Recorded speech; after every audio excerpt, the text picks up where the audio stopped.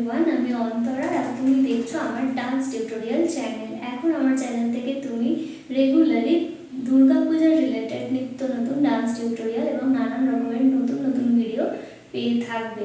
তো অবশ্যই আমার সাথে থাকো, পাশে থাকো, ভিডিওগুলো ওয়াচ করো এবং আমাকে সাপোর্ট করো। নেক্সট আজকে তোমাদের জন্য যে ভিডিওটা এনেছি, আমার হাতে দেখতেই পাচ্ছ আমি একটা ধুনুচি নিয়েছি। তো ধুনুচি নিয়ে দুর্গা পুজোর নাচ বাঙালিদের খুব ঐতিহ্যবাহী একটা বিষয়, যেটা বহুদিন ধরে চলে আসে এবং আগামী দিনেও চলবে। তো আজকে আমি তোমাদের এই ধুনুচি নিয়ে সহজে যাতে সকলে মিলে করতে পারো, তো 5টা খুব ইজি ডান্স স্টেপ দেখাবো ধুনুচি নিয়ে।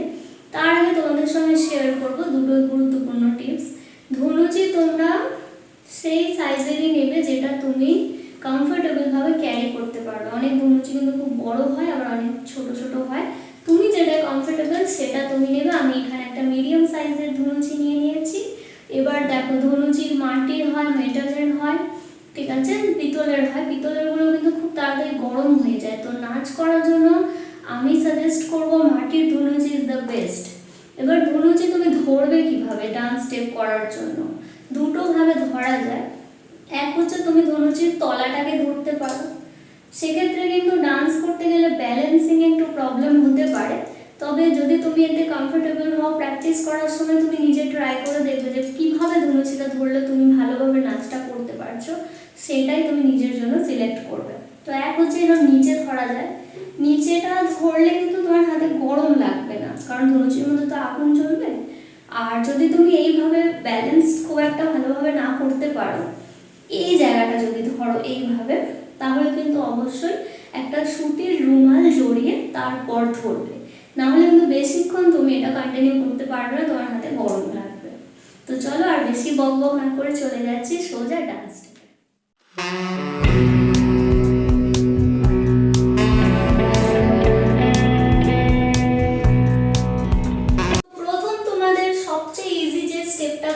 দেখো, আমি কিন্তু তোমাদের জন্য বেছে বেছে সব থেকে সহজ আর ইজি টিউটোরিয়ালগুলো নিয়ে আসি, যাতে তোমরা প্রত্যেকেই এগুলো এনজয় করতে পারো, ঠিক আছে?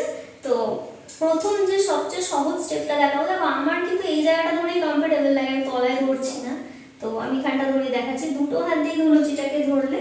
আর এটা কিন্তু সিঙ্গেল ধুনুচি নিয়ে ডান্স স্টেপ দেখাচ্ছি। যদি তোমাদের ডাবল ধুনুচি নিয়ে ডান্স স্টেপ শিখতে ইচ্ছা করে, তাহলে আমাকে অবশ্যই কিন্তু কমেন্টে জানিও, আমি একটা ভিডিও বানিয়ে দেবো। তো এইভাবে করে দুটো হাত দিয়ে মাঝখানটা ধরলে অ্যান্ড জাস্ট পুরো এরিয়াটা ঘুরতে থাকবে এইভাবে। 1 2 3 4 5 6 7 8, পাগুলো একটু তুলে তুলে জাস্ট পুরো এরিয়াটা ঘুরতে শুরু করলে। এটা কিন্তু মানে একটা কোনো নাচ শুরু করার স্টার্টিংটা এটা দিয়ে খুব বেস্ট হবে। সেকেন্ড যে স্টেপটা আমি তোমাদের দেখাবো, সেটা দেখো, এইভাবে ধনুচিটাকে দু হাতে ধরলে এন্ড একটা জায়গাতেই দাঁড়িয়ে থাকবে। উপর থেকে ধনুচিটাকে এইভাবে 1 2 3 4 এইভাবে নামাতে থাকবে। কিন্তু এটা এত সিম্পল ভাবে নয়, এর সাথে তোমার কোমরের মুভমেন্ট খুব আবশ্যক, তবে জিনিসটা ভালো লাগবে। তো জাস্ট দেখতে এরকম লাগবে। দেখো, ধনুচি ডান দিকে গেল, কোমরটাও ডান দিকে হিলল, আবার ধনুচির সাথে কোমরের বেন্ড হচ্ছে, এবং আস্তে আস্তে তুমি কিন্তু একটু বসার মতো পজিশনে চলে যাচ্ছ, পুরো বসছো না। নেক্সট আবার আস্তে আস্তে উঠবে এভাবে 1 2 3 4, ঠিক আছে?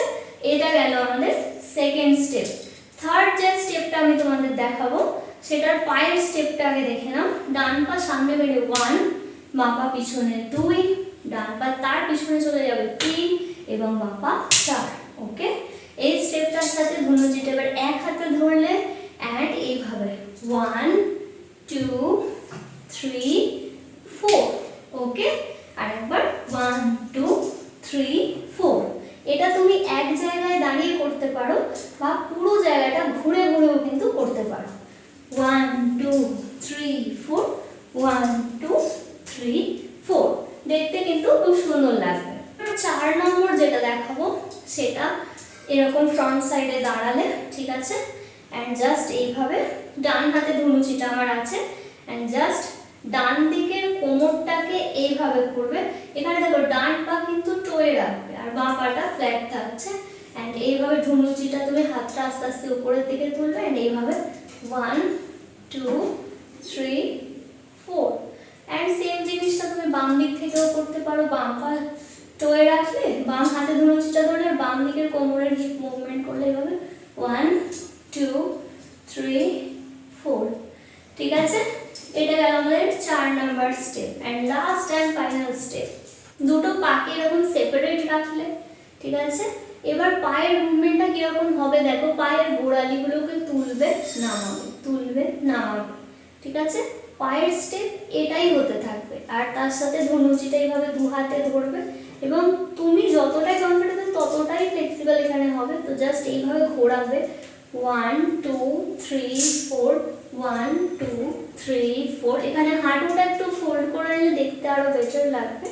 এন্ড যেহেতু আগুন থাকবে তো খুব সাবধানে স্টেপটা করবে 1 2 3 4 1 2 3 4 ঠিক আছে বা এটা মাথার উপর দিয়ে না সার্কেল করে তুমি দেবী বন্দনার মতো এইভাবেও করতে পারো 1 2 3 4 1 2 3 4 ঠিক আছে এটাই বেস্ট হবে তো এই ছিল আমার 5টা ধনুচি ডান্সিং স্টেপ ভালো লাগলে লাইক করো সাবস্ক্রাইব করো এবং আমার পাশে থেকে